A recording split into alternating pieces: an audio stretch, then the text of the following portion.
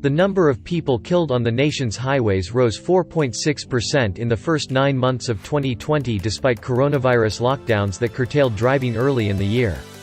The National Highway Traffic Safety Administration estimates that 28,190 people died in traffic crashes from January through September of last year, up from 26,941 in the same period of 2019. Final statistics for the full year won't come out until fall.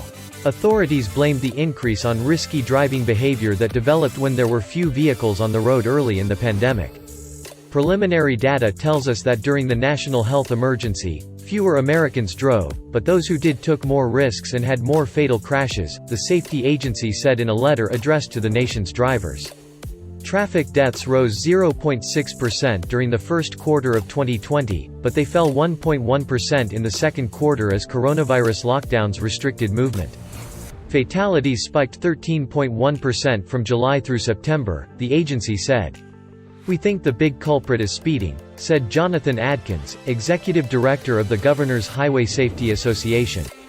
Early in the pandemic, drivers found open roads and drove faster. The behavior continued even as traffic volumes recovered, Adkins said. "A big factor here is the lack of enforcement. We are hearing from many states that traffic stops have declined during COVID-19.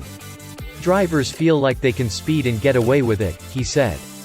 NHTSA said recent reports show a 22% increase in vehicle speeds in several metropolitan areas over pre-pandemic numbers.